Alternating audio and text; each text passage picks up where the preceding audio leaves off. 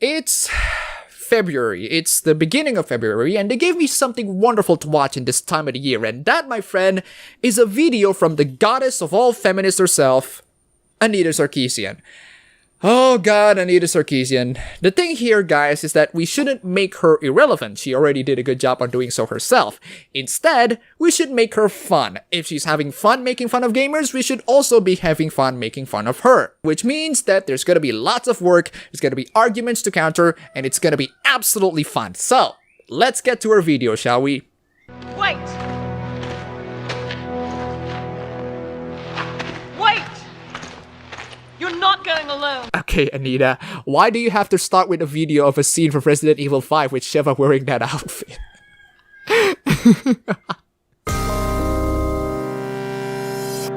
Ubisoft's 2012 game Far Cry 3. Oh great, Anita is gonna talk about one of my favorite games in the past couple of years. Let's see how she's gonna spin this. Ubisoft's 2012 game Far Cry 3 cast players as Jason Brody, a young white American man vacationing in Bangkok with his brother. Bangkok? No, Anita, they didn't go to Bangkok. They were going into an island somewhere in the Southeast Asian region, but not really Bangkok. While the game has indeed Thailand writings here and there, most of the game's influences come from another Southeast region of Asia. Citra, one of the characters in the game, is a very common Indonesian or Malaysian name. Lots of Indo-Malay terms are being thrown here and there, like tatau is actually how we pronounce tattoos. We pronounce it tato, so they wrote it the way we pronounce it. The game opens up with the protagonist being introduced to Dennis, who utters the animal names in Indonesian, like bangau or laba-laba, which translates to heron and spider respectively. The game's native citizens is called rakyat. Rakyat is actually an Indonesian or Malaysian term which means people. The tropical island setting is almost closely resembles Bali or Lombok or the Komodo Islands, since you can find Komodo dragons in there as well. So there you go. But their carefree fun comes to an end when a skydiving trip goes wrong and they all end up being kidnapped by evil pirates who, you guessed it, are not white. They're taking a trip to an island somewhere in Southeast Asia. Of course the pirates are gonna be not white. What, do you expect them to be white or something? Are you serious? Speaking of which, since Citra is Vas's sister, and Citra is a very common Indonesian Malaysian name, Vas is, in some respect, has a little bit of an Indonesian or a Malaysian heritage of some sort.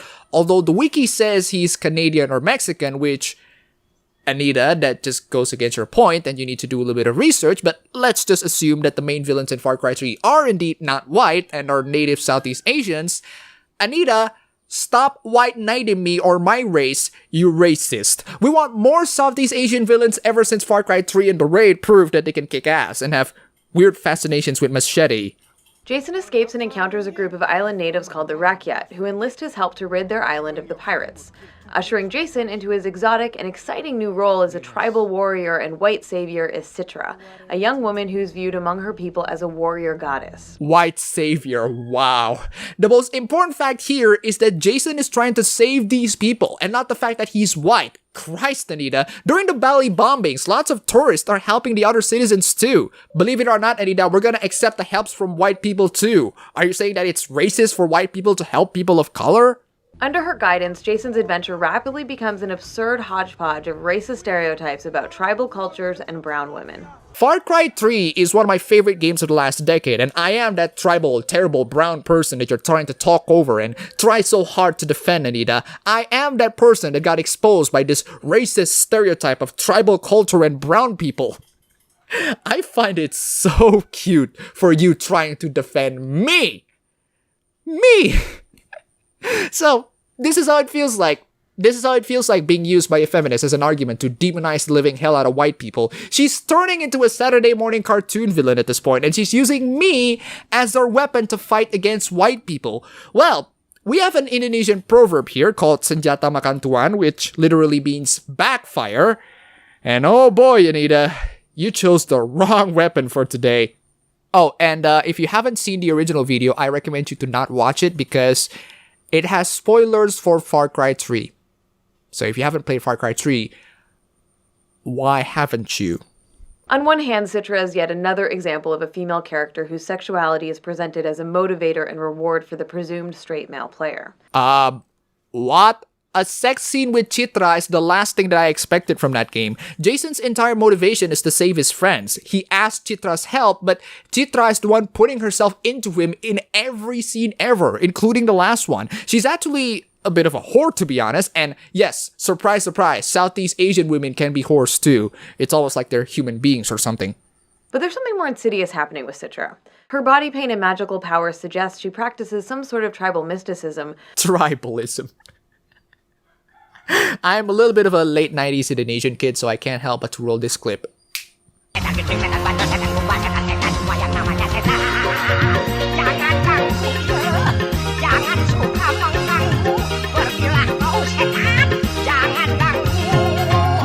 My god, that song was amazing. That's a little bit of Indonesian tribalism for you, at least on the dark magic side. Yes, shamans exist in Indonesia, but not to the extent of Citras. The dark magic rituals are there, but it's obviously forbidden to practice and a hell of a lot less widespread as that. And you're only gonna get mocked and made fun of in crappy TV movies of how kiais and imams fight dark magic shamans. Believe it or not, we've had tons of those on TV. These elements of sexism and racism intersect, turning Citra into a stereotype of an exotic, primitive, mystical, savage, sexualized woman of color. Oh my god, we had a sexy Southeast Asian woman in a big video game, and we're so glad that we represented, but you have to complain that, OMG, it's too sexy and problematic. How about you go screw yourself? Citra is manipulative, deceptive, and an awesome villain. We need more awesome villains, Anita. Also, why use Far Cry 3 when Far Cry Primal also have these examples and probably more? This linking of sexism and racism is an example of what's called exotification. Exotification occurs when a group is treated as inherently different, alluring, and strange. Like a lamb to the slaughter. God, it just reminds me of that guy who says that dakimakuras are products of white supremacy. These white supremacists fetishize Asian women. They got these waifu pillows, body pillows, with pictures of Asian women. Are you saying dakimakuras are products of white supremacy? For instance, when certain white men falsely view Asian women as inherently more obedient or submissive than women from other cultures and sexually fetishize them as a result of these false notions, those women are being exotified, and their race is falsely depicted as the defining aspect of their character and personality. America. So far away. Those examples are really damn old. Back then, movies aren't taken as seriously as it was now. Oh, and a little bit of fun fact. You have a fangirl by the name of Leia Alexander. She did visit Indonesia once, and here's what she has to say. Very pleasant words there, Lei. Very pleasant. I hope that this sort of thing that you're doing is not you projecting. Sometimes black female characters are exotified entirely through clothing that simultaneously sexualizes them while also evoking racist stereotypes. Anita, you're well aware that that's not her default outfit in the game, right? I mean, if you just Google Resident Evil 5, you'll see that Sheva wears a lot more practical outfit that is both sexy and badass at the same time. So, what is your argument for this? 2009's Resident Evil 5 introduced a new character to the series, Sheva Alomar, a Bioterrorism Security Assessment Alliance agent who joins Chris Redfield as he confronts an outbreak of infected in a fictional region of Africa. The first time you play through the game, Sheva looks like this. However, once the story has been completed, if players also collect all 30 BSAA tokens scattered throughout the levels, they unlock a new outfit for Sheva called the Tribal Costume. And that's all perfectly optional, Anita. That's all optional. As in, you don't have to choose that. You can choose not to wear them. I personally don't because it looks silly as hell. I can't watch that intro without laughing my ass off. But it's optional, Anita. It's not the default outfit. Was it sexist too now? In Hyrule Warriors, the villain Sia is one half of the spirit of the original sorceress. When the evil Ganondorf drives the light from the sorceress's soul, she splits into two, with her virtuous half becoming Lana, who, like the similarly righteous Link in Zelda, is fair-skinned. Meanwhile, her evil half becomes the darker-skinned Sia, who casts dark magic, wears an extremely sexualized outfit, and whose body is adorned with markings reminiscent of tribal body paint. And that's a problem because... what? I mean, what's the problem with that? Who cares about that other than you and a couple of other feminists? These differences between Lana and Sia, two halves of the same being, directly link the color of their skin to their goodness and virtue, falsely suggesting that a lighter skin tone reflects a purer, more noble spirit. In reality, Lighter-skinned women of color are often depicted as more desirable and more virtuous because they come closer to meeting the culturally dominant white beauty standards. I, I got nothing. I'm just gonna let her speak. At this moment, she really sounds like Kenji in a mirror universe. Look, people have been saying that I take this clip out of context. Everything is sexist, everything is racist, everything is homophobic, and you have to point it all out. But she's practicing exactly what she's saying right there. She's looking at innocent games like Hyrule Warriors and sees sexism in there. Christ, it's only a matter of time before she comes to Dynasty Warriors, the game it was based on. The amount of hot Chinese women in there are alarming. Touch Sinkai and I'll kill you. This insidious notion that a darker skin tone reflects a less moral or virtuous soul is hardly new to the Zelda franchise, in which the heroic and noble characters like Link and Zelda are fair-skinned, while the recurring villain Ganondorf is associated with the darker-skinned Gerudo So, people. Anita's logic here is Ganondorf is dark-skinned, therefore it's racist. Anita, the dark side is named after that because anything with a dark theme are usually signifiers of villainy and evil. That happens in most Saturday morning cartoons, but that doesn't extend to skin colors too, Anita. Okay, maybe there are some characters that have dark skin and happens to be evil, but that doesn't mean that all characters that are dark skinned are actually evil. For God's sake, Anita, you're just basically projecting at this moment. You're trying to grab a mindset that absolutely nobody has. Seriously, who thinks that way? It's no secret that fighting games often feature sexualized female characters, and often feature characters whose design is rooted in ethnic stereotypes. Sometimes these two elements combine in sexualized, exotified female characters.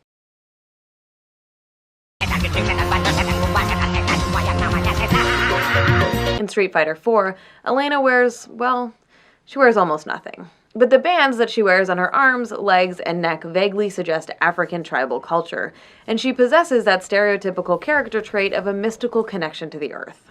I'll show you my dance. You ready? And she's sexy and hot like every other Street Fighter character ever, except she's now African. That's problematic to you, Anita? All these stereotypes are anything but harmless. Here in the United States, racist images and stereotypes of black women... Wait, you thought 12 Years a Slave perpetuates that notion as well? You're well aware that 12 Years a Slave is a movie about slavery, right? Or are you just using that clip to illustrate your point?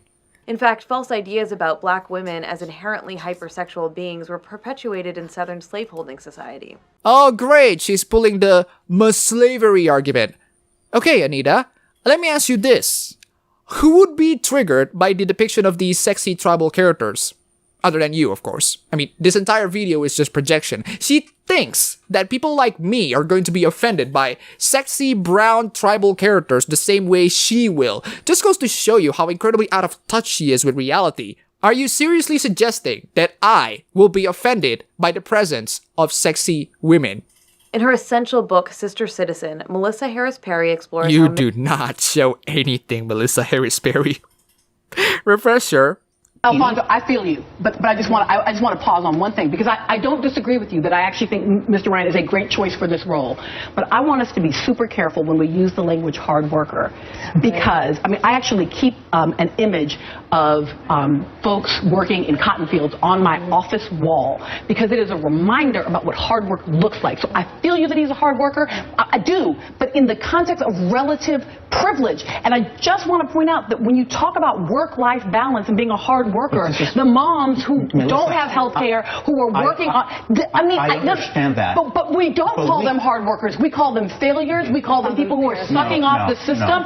No, really, y'all do. That is really what you guys do as a party. That is very unfair. Yep, she just literally policed people for saying hard worker because, oh, you don't know what hard work is. I have a picture of people in slavery that shows you how much of a hard worker they are. Don't you talk about hard work. You don't know what hard work is.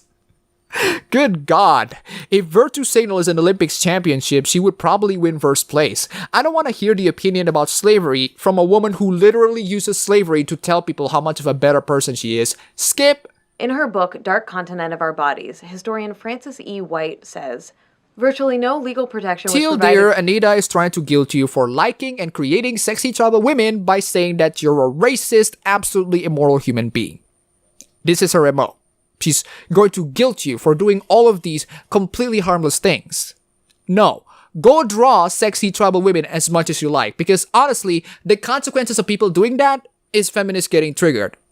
Whether or not that is something to be achieved is entirely up to you.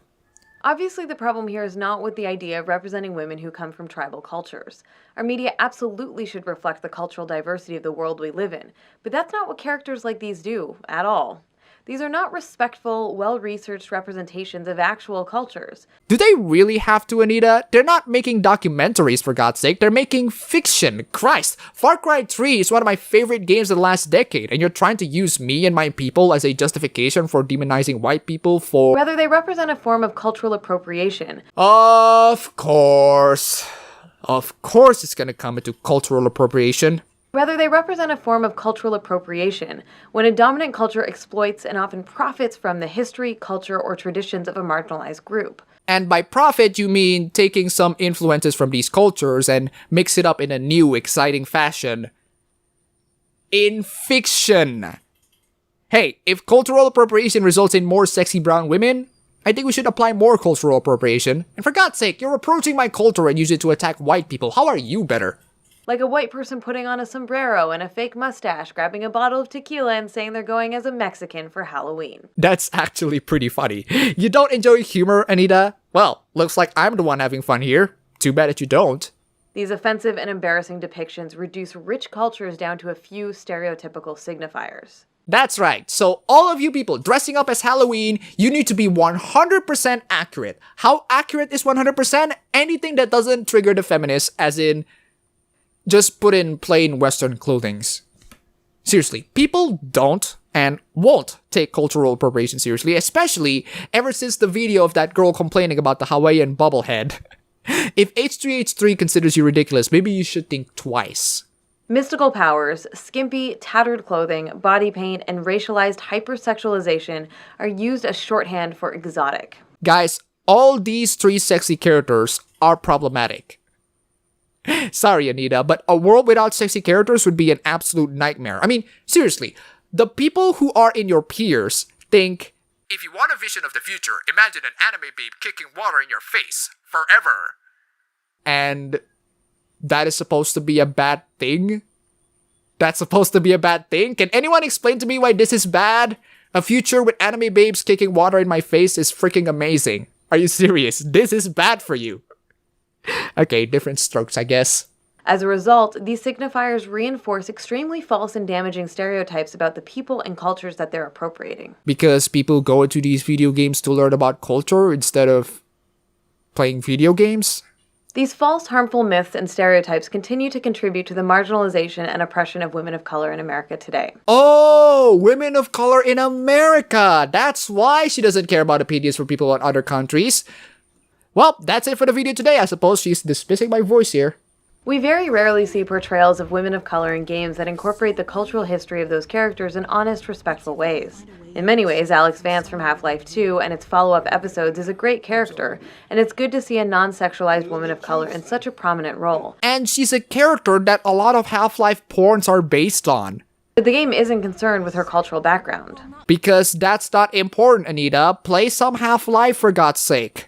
Nilin, the biracial protagonist of Remember Me, is a sexualized female protagonist, but the sexualization doesn't employ racist tropes. Like Alex, her cultural background is treated as irrelevant. That's the second Don't Not game that you shield. Don't get me wrong, Remember Me is, in my honest opinion, underrated, but come on, Anita, broaden your game recommendations at least. Unfortunately, there aren't many positive examples of women of color in games whose cultural history isn't erased, but also isn't presented as the stuff of racist stereotypes. You know, I can give you examples like the last three characters that you give, but the only problem is you're gonna make justifications after justifications of how these characters are problematic. I can never please you, and to be honest, what's the point? At this point, what pleases her the most is a future where there aren't a lot of sexy women. A lot of people are going to disagree with that kind of future. Look, I'm not worried about Anita Sarkeesian. She's way too funny and I have lots of fun making videos of her. I'm worried by the people who take her word for word. And that's a shame, because characters whose cultural background is incorporated honestly and respectfully can work to challenge the deeply racist status quo. Deeply racist status quo? What is this deeply racist status quo, Anita? I don't get what you're saying here. We're at least seeing some improvement where black male protagonists are concerned. Though they're far from perfect in terms of representation, 2016's Watch Dogs 2 and Mafia 3 center black male characters and acknowledge black identity and structural racism as aspects of their characters' lives. Mafia 3 was an awful game with a very unlikable protagonist, of which racism is indeed a crucial component of the plot, but it's an awful game. Don't ever buy that game, ever. On the other hand, Watch Dogs 2 is a surprisingly underrated game. That game is so much better than the first one, and yet it sold very poorly. The characters are cringy at times, but it kind of grew on you, and they're very pleasant and very likable. The writing has the quality of Life is Strange, but the tone and the setting is very upbeat enough to make the game to be less gloomy than the first one, and the gameplay is definitely better than the first one. Yes, I can't believe that I call Watch Dogs 2 underrated. There you go. The game 1979 Revolution doesn't center a woman as its protagonist, but in telling the story of the Iranian Revolution, it illustrates how games can introduce players to new cultural perspectives in ways that are respectful and compelling, and that work to counteract stereotypes rather than to reinforce them. We are a nation of equality greater than Western capitalism. So, there's one recommendation from Anita, a Telltale-style narrative-driven game that almost nobody heard. This game was on my radar, but I didn't get a chance to play it. If you're into Telltale games sort of thing, maybe this game is for you. Maybe. I haven't played it because I heard the story was meh. One game with a female protagonist that does an excellent job of incorporating a character's cultural history and traditions is Never Alone. That's actually a very good example. Yeah, I'll give this one to you, Anita.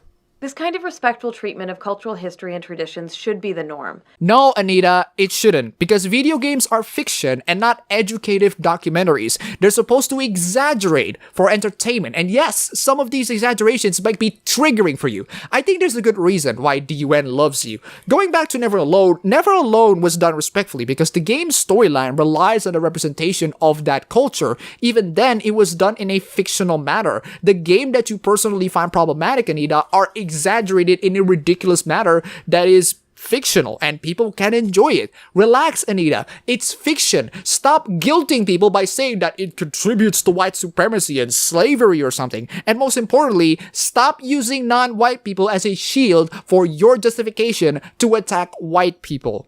But instead, games more often just plunder marginalized cultures with no sense of respect and no concern whatsoever about accurately reflecting the people and traditions they're appropriating from. Again, games are fiction. They're not supposed to accurately represent things. You can complain this to documentaries, but not video games. To put it simply, it's not okay for games to reduce these cultures to stereotypical costumes and personality traits in an effort to add a bit of exotic flair to their worlds. So, you can't have Far Cry 3s. How about no, Anita? Far Cry 3 is awesome. It should not be too much to ask for and expect representations of people of color whose cultural backgrounds are acknowledged and woven into their characters in ways that are thoughtful, validating, and humanizing. And to all game developers out there, do yourself a favor and don't. Make games in however ways you wanted it to be, as long as it's good and people are having fun with it.